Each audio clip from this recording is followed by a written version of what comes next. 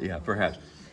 But there are other countries, like in the Soviet Union, for example, where the pianos were really bad, and they would give concerts on hardly functional pianos. One of my teachers in college, my main teacher in college, was from Cuba originally, and he said if you go to Cuba, they have the worst pianos there, but the most motivated students, and it's almost as if, he would criticize the Western Europe and the U.S. He said, here we're too comfortable, and we have wonderful, perfect pianos, but people sometimes, there's no motivation. But look, we have, again, that. But if you can just tune that out, no pun intended, it's, and then I think this note looks a little funny. See how it's sitting a little low. But also, not only places like Cuba and the Soviet Union, but also if you were to go back in time, like the times of Liszt and Chopin, do you think they always had good pianos? Like there's stories of Liszt, I think he was traveling, not by airplane either, by horse carriage and boat, and he would have his dummy keyboard, that's just a keyboard with no sound, and I've sort of copied that by carrying around when I travel an electric one that I don't use the sound because it sounds really bad. So, but Liszt would travel for days like that. And there was one time he went, I think, to Ireland, and there was this horrible upright piano that was there, just unusable. And he even said, I'm not going to even do the concert, I can't. But the people were upset. And he said, okay, you know what, I'm just going to do it. I'm just going to do it. And that's, kind of the spirit, I think, not to just be like, well, that one note is... So anyway, speaking of that, I'll start by improvising. And how about I just improvise off of the funny notes? I'll create something out of it. I don't know what. Yeah. We have a new bench. It's very comfortable. It's not wobbly, so you count your blessings, right?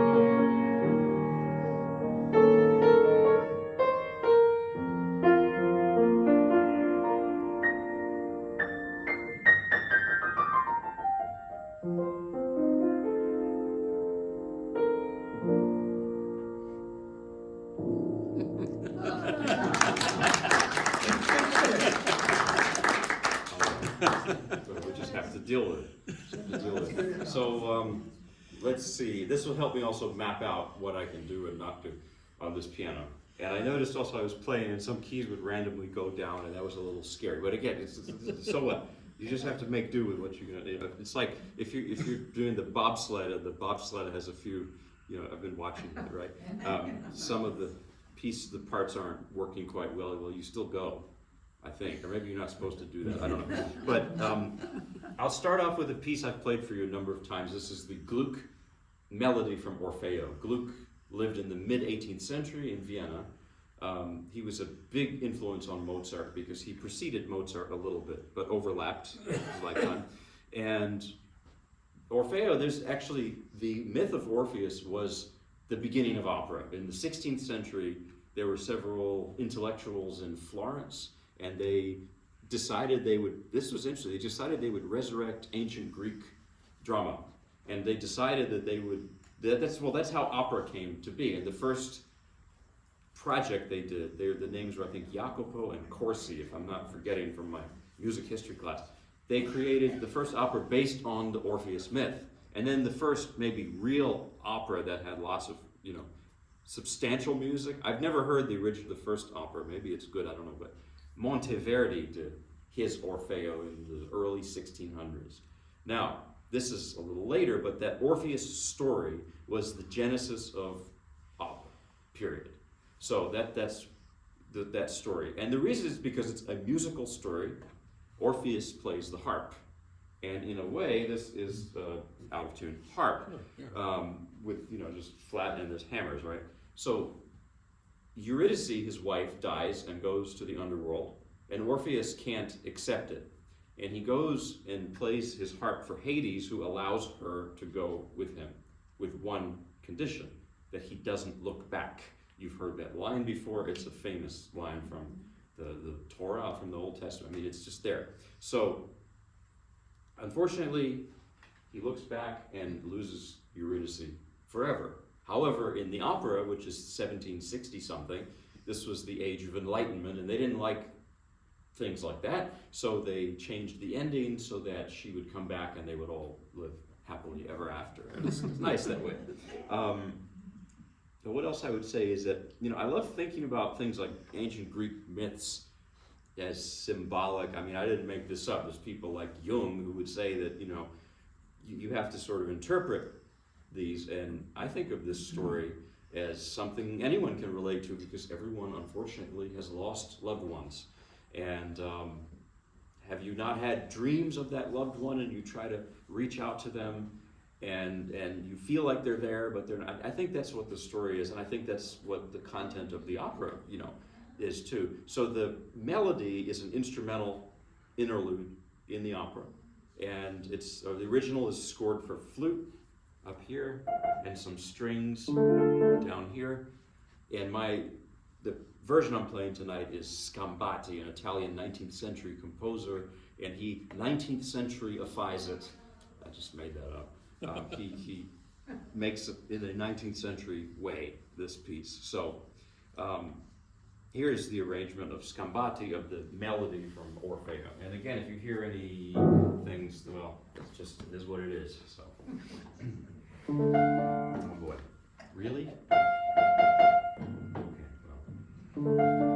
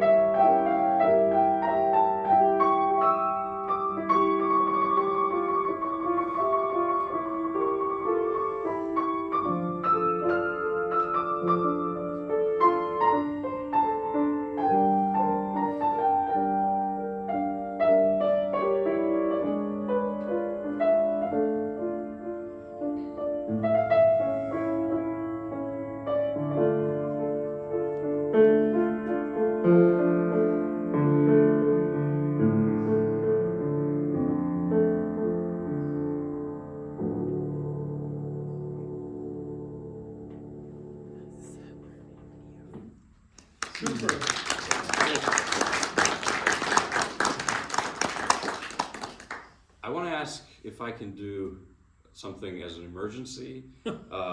Okay, so I had that whole speech about pianos, but then there were weird things really kept happening. There's some notes would just go pop down and pop up, and then this note over here, you heard that. So I actually keep an electric piano in my trunk as an emergency, and I believe this might be one of those emergencies. So if you just give me about 5 minutes. Do you need help carrying it? I'm really okay. I've got it down to a science. If that's okay, I'll be back. So I might move this a little. Sorry. That's really sad. But I don't think I can do it. This piano's so out of tune. It's not just the tuning, it's the You can see some of the keys. and then there's notes that are stuck and popping, and it's like the Rice Krispie snap, crackle, and pop. So if anyone has any good stories to tell, please. We'll all complain. It's okay. This happens. This is why I keep the emergency. Well, I think that, I'll be right back. So sorry to leave you.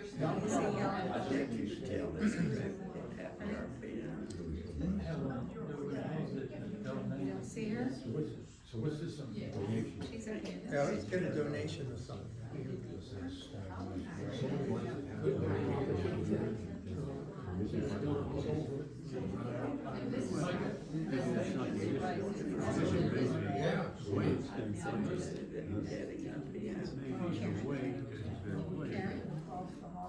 It's been abused. This one. Any other part of the story about Mark? That could be the same way.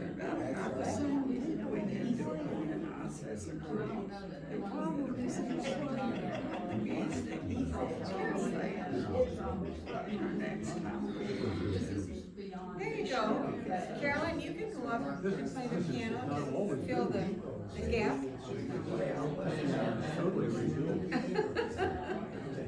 Is it really that much out of tune?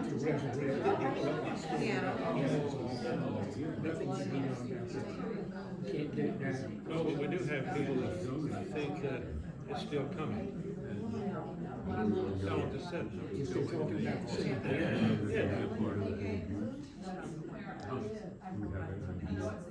irresponsible.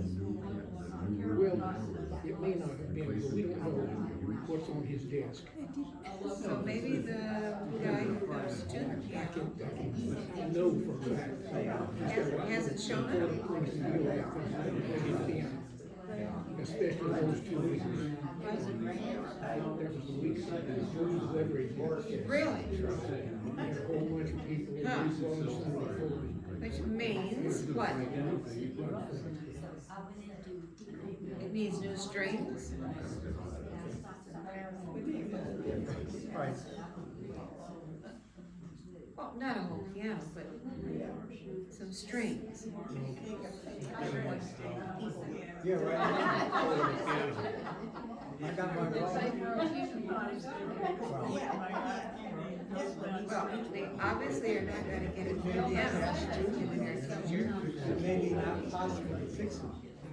Maybe it's broken. I don't know how much it'll take to This one, yeah. Maybe you can't tune it.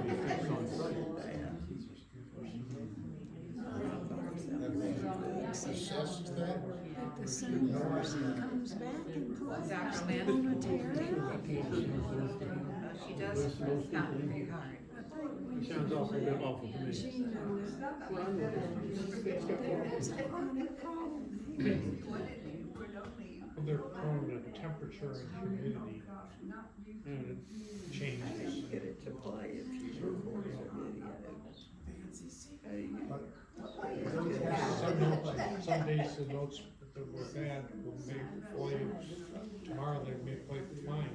So you feel that the I don't know. mechanism is stripped and no good anymore? To tune it? No, it can be too. Yes. This isn't my night. He's bringing a fake piano. Now this pianist So who used bad to that tune he's it bringing a has fake. not shown up in the last couple months. It's embarrassing. Yeah. Tuning up. Well, Screwdriver and Where's the piano? I'm back. with a little bit of muscle. Well, let's hope that it works. It usually does, but if it doesn't, then we are in trouble. So, yeah, desperate times call for desperate measures. Call for a change of. But this actually has not a bad sound at all. Half piano will travel. Yeah. Well, you gotta be, inventive.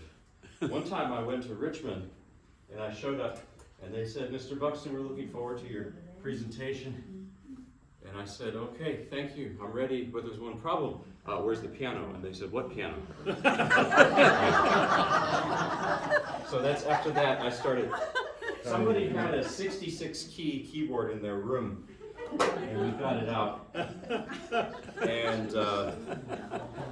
that was an interesting day. Imagine if you went to Carnegie Hall and was that. Well, I would do the same thing. They would bring their piano and record it. I would do the same thing because what choice do you have? You just have to make do with. You have a known thing now. It's like improvising. You got to improvise. Do you need a pump to inflate it? No, okay. That's good. That's good. All right. So this can just. Well, can you get the piano out? That's fine. Okay. No, it's okay. I got this down to a science. No worries. No worries. So the next piece, as I'm setting up, I'll describe to you what's going to be next, and I wanted to play some new things that I've learned. And the next thing that I'm going to do is a piece by Liszt. Well, it's actually by Schubert. It's Schubert arranged by Liszt. Ave Maria, which is a famous, and it's new for me, so it doesn't feel that familiar yet. So I ask your forgiveness in advance, now that I'm going to have a piano that works, hopefully. So this piece has an interesting background that I had not known about. I always assumed that it was Latin. I mean, the text was the Latin Hail Mary prayer. That's what you hear it as. Not so. The original was actually an excerpt of a poem by Sir Walter Scott called The Lady of the Lake, the subject of which is the Arthurian legend. And it is a prayer to Mary, but what's happened since is that people have substituted the Latin Hail Mary text for the original German translation of that Lady of the Lake excerpt. So it's kind of interesting. I didn't know that myself, so there's something you can tell friends, impress people, right? So, okay, there's one thing I'm missing, and that is this. Yeah. And then we're all ready. L. Okay, let's see how we're doing. You never know when you'll need this thing. So, voila. So, let's get settled here. How's that? You can hear it okay? Amazing Not difference. bad, yeah. So of course Liszt, I've played you Liszt arrangements of vocal pieces before. Liszt dresses it up a little bit. Most songs are Lieder like this, that's the German word for song, is they'll have verses. And the verses, the words change, but I'm obviously not singing it for you. So what Liszt will do is he'll change the configuration on the piano when the same melody comes back. You'll notice in the beginning he treats it like the original song, but then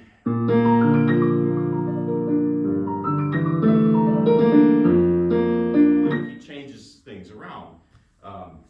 Again, I just learned this recently, but I wanted to share it with you. This is Schubert arranged by Liszt, Ave Maria.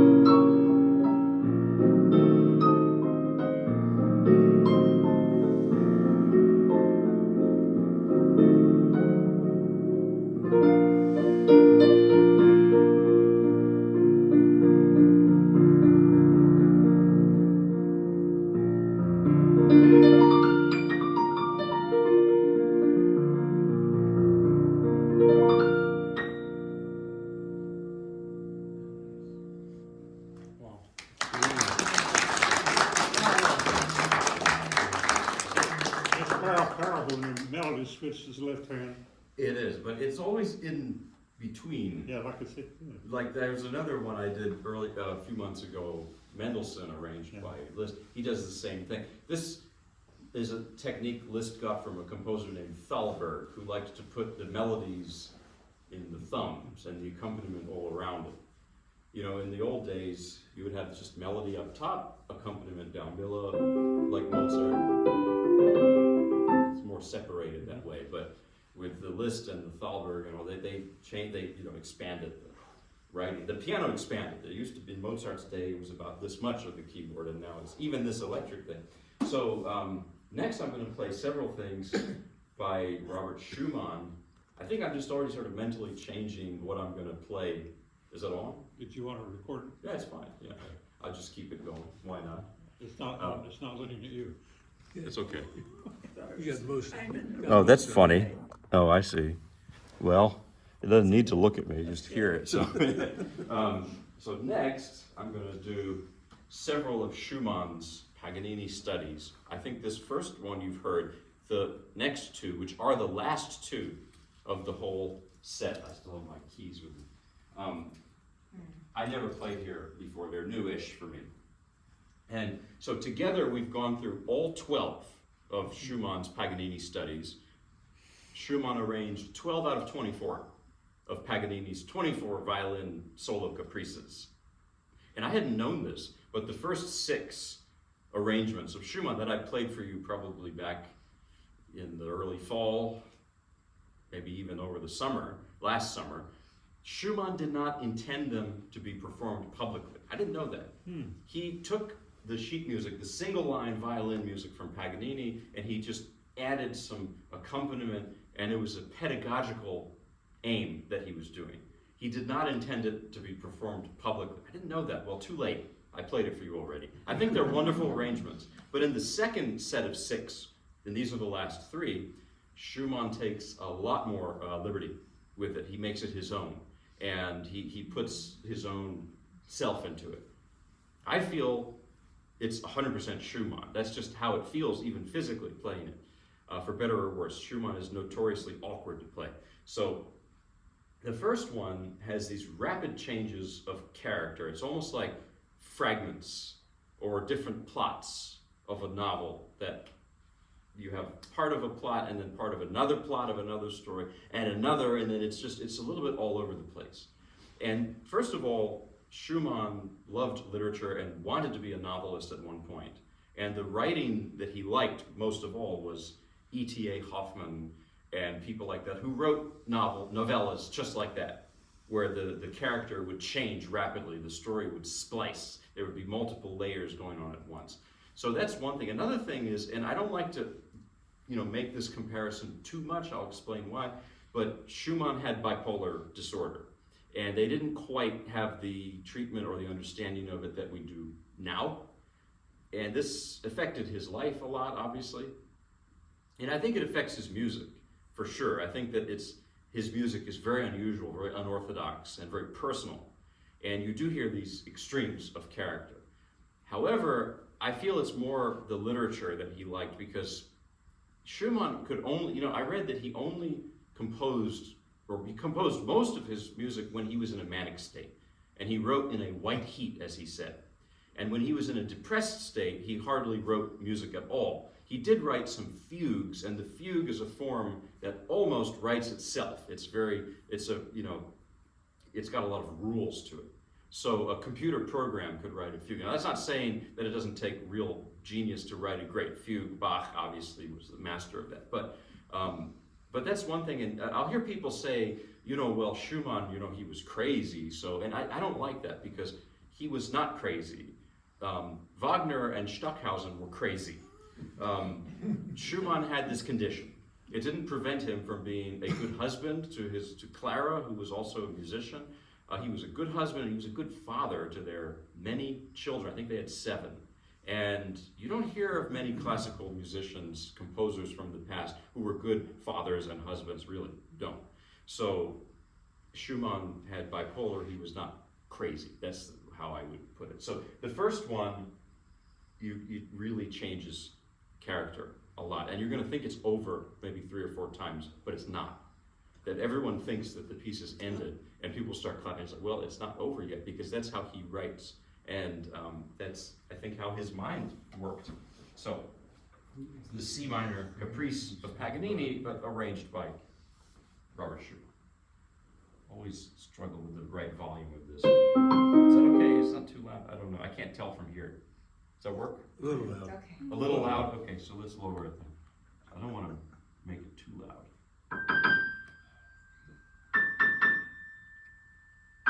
That's nothing now, so here.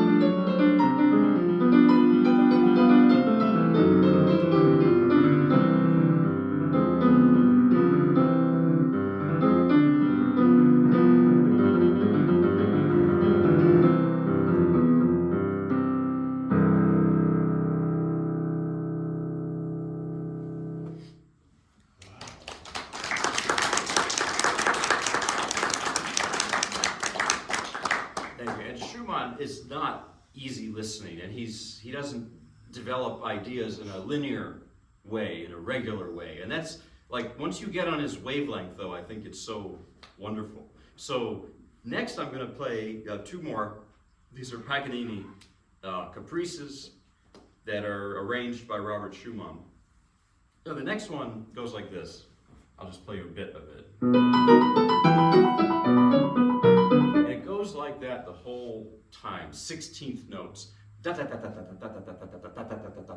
There's only like two spots where there's a comma, a semicolon, a little punctuation.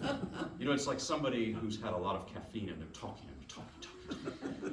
And this reminds me of something my dad told me, that my great-grandmother had bipolar disorder, just like Schumann, you know. And that sometimes when she was in a manic state, she would talk a lot and breathlessly. And I think that's what the music is like. That's what it reminds me of. And for Paganini, it's the originals for the violin. There's another piece that sounds like that. La Campanella by Paganini, Liszt arranged. On the violin, it's a steady with the bow going between two strings. But on the piano, to me, Schumann transforms it into this monologue, incessant talking. That's how I imagine it. So it's completely different. And, you know, yeah, I'll play it. You make what you will of it. It's got a lot of energy and character. And as I was saying, with Schumann and his condition, I try not to over conflate the two, but there's actually a guy named Richard Kagan, I think. He's a concert pianist and a psychologist, and he does presentations on Schumann. He'll play the music and talk about the music from a clinical perspective. And it's pretty fascinating, I think. But see, I can't do that. I don't know anything about, you know, psychology, psychiatry, so sorry. I just know a little bit about the music here and there, so.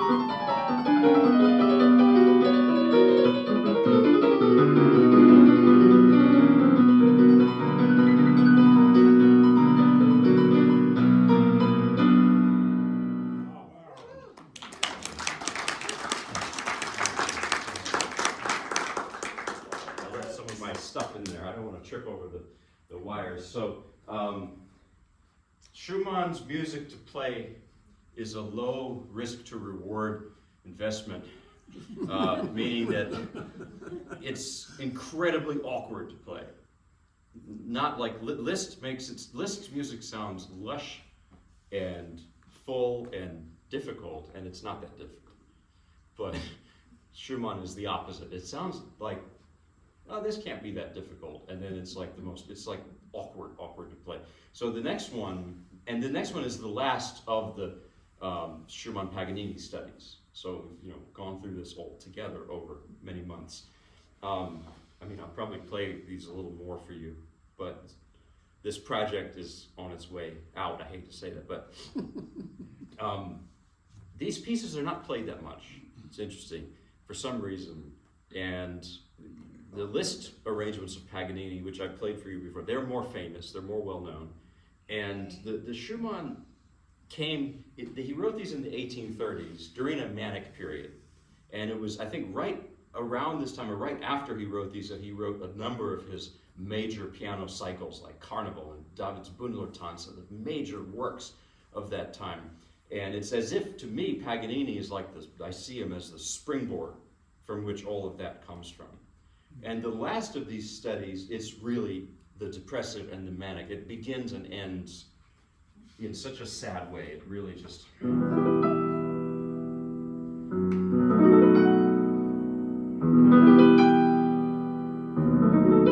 It's almost like a hopelessness to it. It sounds like somebody sighing.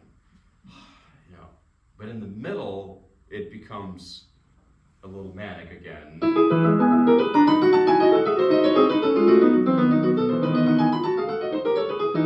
And that middle sounds a lot like Bach because it's got two voices going at the same time. The left hand and the right hand are equal polyphonic parts. They're just together like that. That's very Bach-like.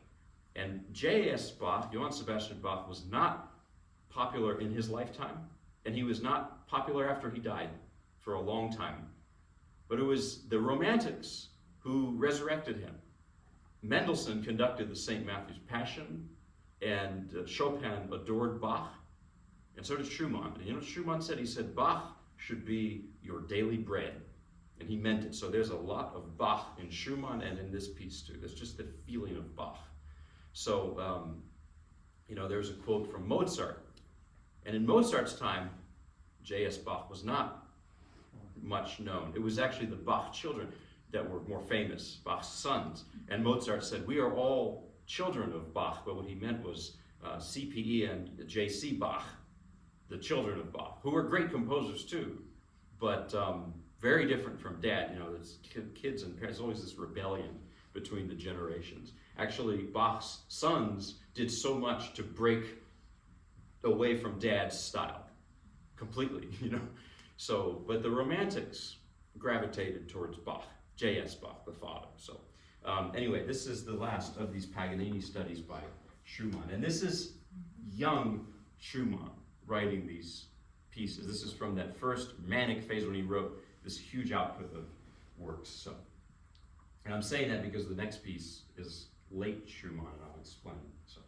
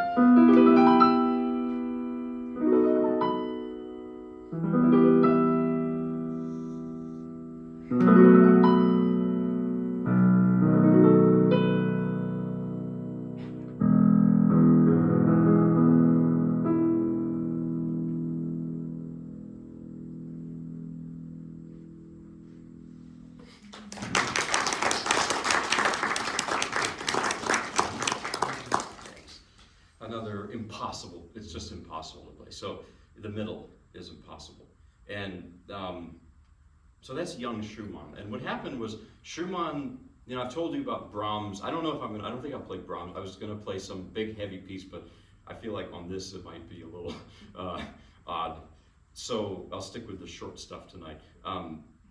That Brahms came to the Schumann's home in the 1850s, and he sort of lived with them as like an adopted son almost. And you know, Robert Schumann, his depression really took over, and he tried to jump into the icy Rhine River, was rescued by some fishermen. He was institutionalized in his last years, and he couldn't even speak. And they didn't allow visitors, because in those days, an asylum was almost like a prison. And Clara actually snuck in at the very end to see him and just spend some time with him. He couldn't speak. I mean, it's just horrible. So, but in his later years, Schumann, he would go through these periods. He would go through manic periods. He would go through depressive periods when he didn't write that much. The 4 fugues he wrote during a depressive period, because I told you the fugue almost writes itself. But I want to play you something from his Opus 85. It's called Music for Children, Young and Old. I like that title. And you know, he wrote a lot of child-themed music, the Kindersingen, scenes from childhood. The album for the young, which is given to young kids to play, and given to me when I was little, and it scared the daylights out of me, because I don't think kids should really play it. It's mature music. But you know, he also wrote song cycles at this time, because he became a domestic person. He got married, he had kids, and the themes of childhood. It's like, people say he was a great father. He would play with his kids, and he was reliving his childhood, and through the music too. You know the famous Traumerei, Dreaming. This is a bit later, Schumann. Now the piece I'm going to play from the Music for Children, Young and Old, which is originally 4 hands.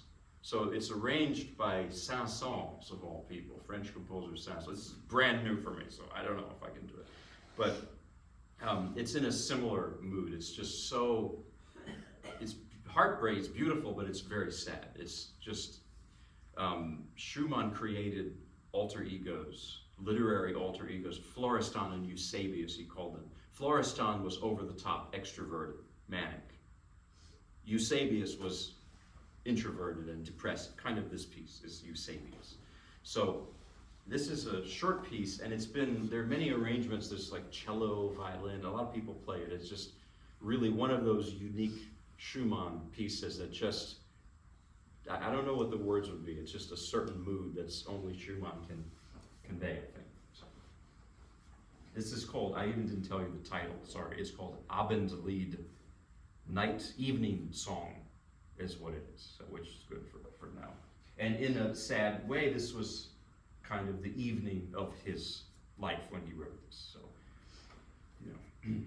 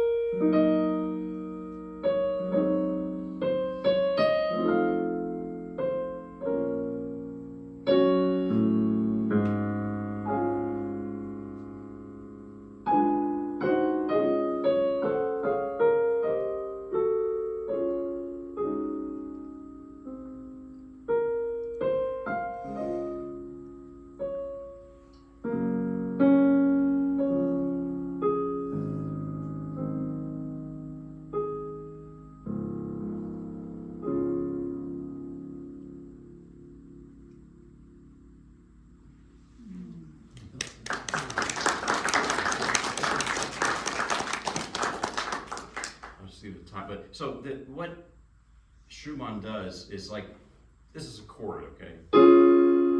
And he puts notes that don't belong in the chord. And he lingers on them, you know.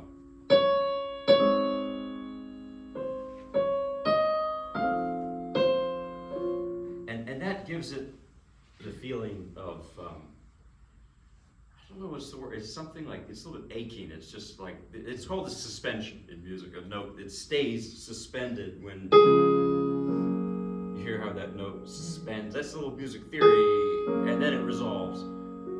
So it's actually the notes that don't belong that make music special, I think. So maybe you could make an analogy for that. I think I have a watch here. Yeah. Well, we're almost, I mean, it's almost been an hour. Of course, I had to run out and get this thing. So I have a couple pieces now, one of which you've heard. Oh, hello. Hi.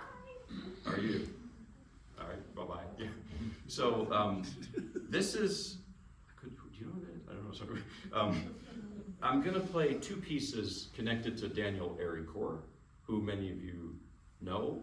He lived right here in Greensboro. I know you were neighbors with him. And I've become friends with Jane, who's his wife, his widow. Daniel Aricourt was born in Paris in 1903, and he knew Claude Debussy, he knew Maurice Ravel, he knew everybody.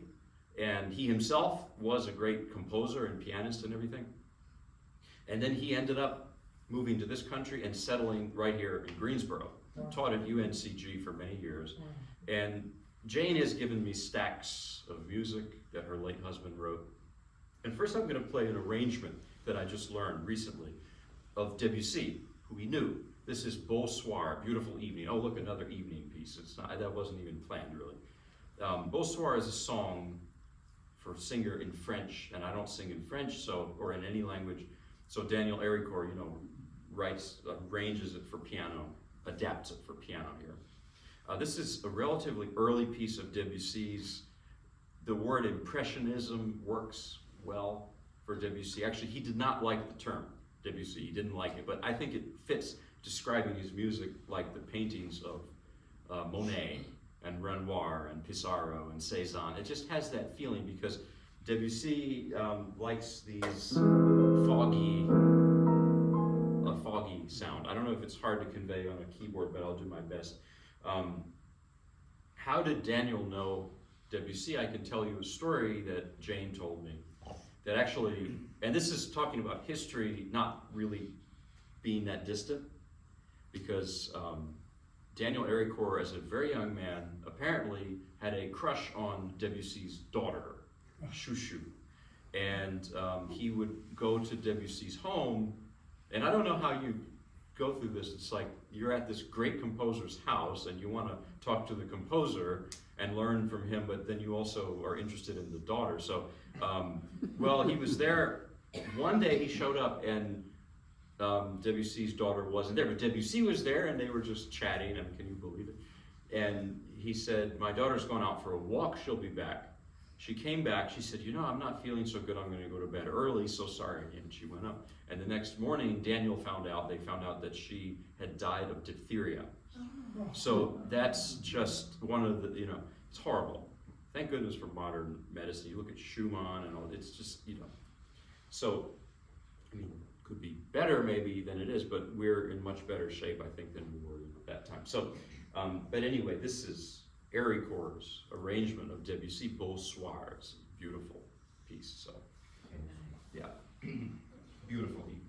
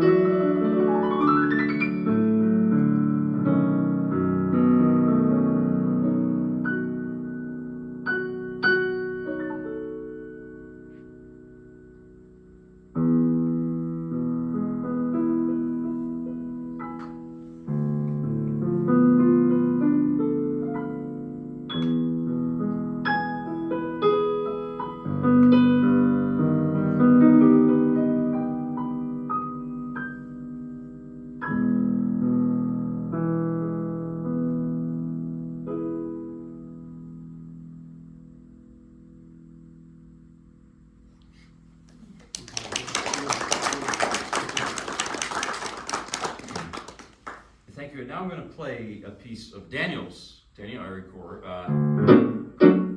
which is called the Pièce en forme de rag. I played a Ravel piece a couple of years ago, arranged by Daniel Héricourt, called Pièce en forme de habanera. So the title is probably similar. And I think that was the time when I came in. That was the first time I played that piece anywhere, a couple of years ago. And I said, I'd only read the first paragraph of Daniel Héricourt's biography because I was in a rush to remember the notes and I didn't do my research. So all I had read was Daniel Héricourt was born in France and was a French composer and pianist. I didn't get to the Greensboro part. So I came in and talked about, and I think that Helen came to me and said, yeah, I don't know. So he was my neighbor, right? Or somebody told me, yeah, I don't remember. He was my neighbor, and in Greensboro, I said, no, it's not the same. Is it the same day? Oh yeah, and I read where's Helen? I don't have my glasses on, so I don't even see anything. So sorry if I was looking at it. But so then that's the moral of the story, is you have to, read up on your people that you're talking about before you talk about them. So, and then I got to meet Jane and learn more about him. So this is his original piece. Now, this is from 1924. This is 6 years after the First World War ended. And French music changed a lot in that time. It actually became a little more dry. Debussy is no exception. Debussy died in 1918, which is when the war ended. And Debussy wrote a piece in this time for two pianos called En Blanc et Noir, in black and white. So the composer of all these impressionistic colors went black and white. And this Héricourt piece is like a pencil sketch. It's like kind of dry. And so it's very different from the impressionist stuff. It's just completely different. It's a piece in the style of a ragtime. So it's got that influence of ragtime.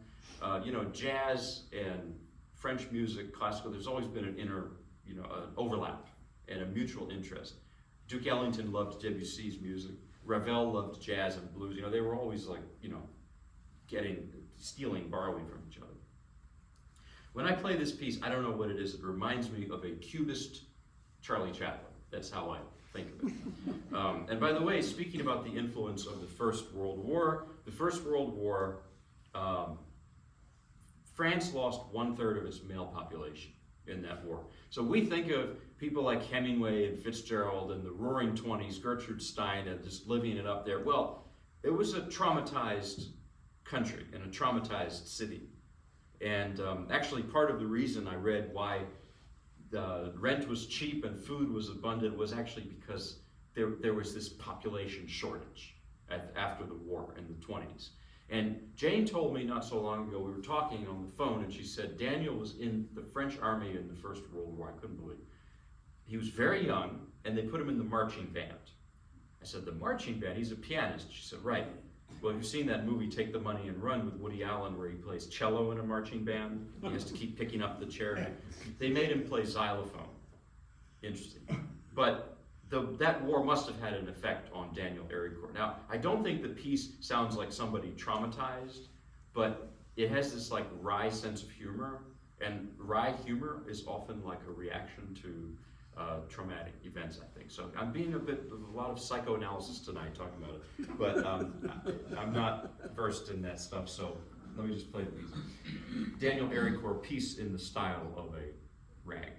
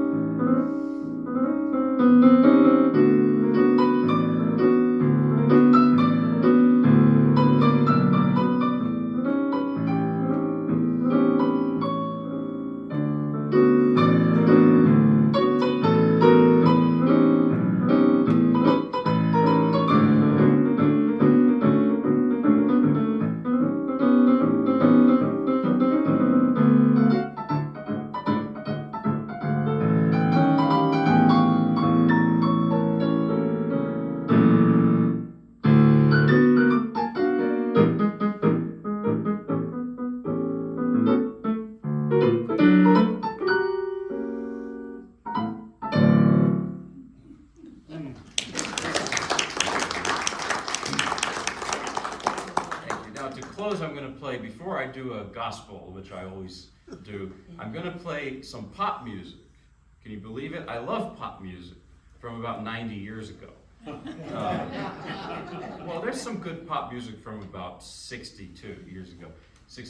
But this is my arrangement of Glenn Miller's Moonlight Serenade. Now, how does that, I'm obsessed with big band music, and it comes by way of my mother. My mother is from the Soviet Union originally, and in the Soviet Union there was an illegal radio station called Voice of America that she would somehow pick up the airwaves of with my uncle, Boris. It was actually all him, my uncle.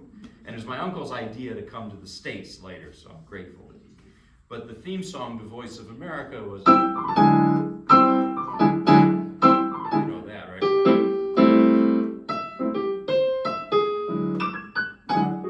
Yeah, by the way, that's a very French chord right there. Yeah, there's a little Debussy there.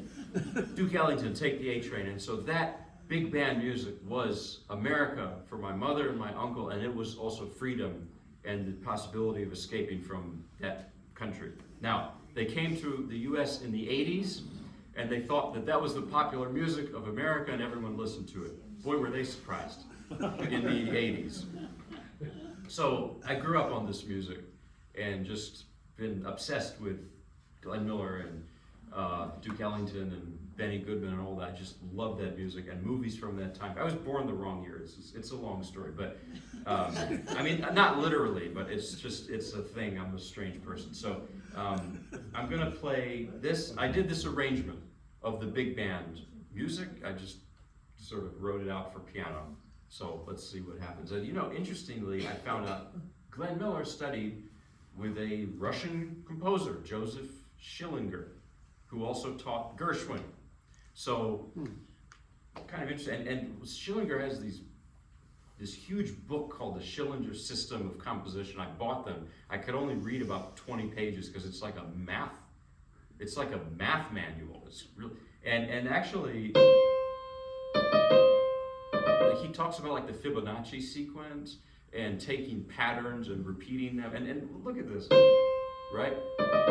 And then what does he do? It's a math thing.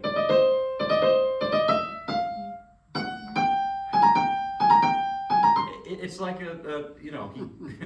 so it's somehow, and I don't quite understand it, but it's actually, he used the Schillinger system to actually write this, and it's great music, so. Okay, Moonlight Serenade by Glenn Miller. Pop music.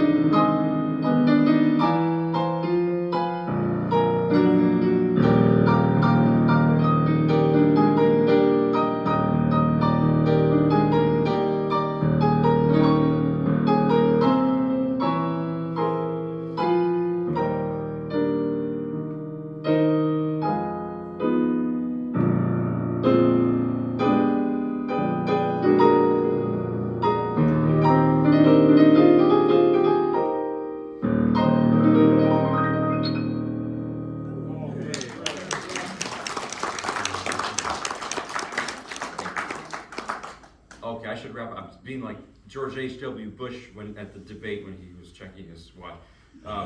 So I'm going to play a gospel tune to close. And thank you all for coming and for bearing with me and the piano. It's not bad, this thing, but it's not the same as a real piano.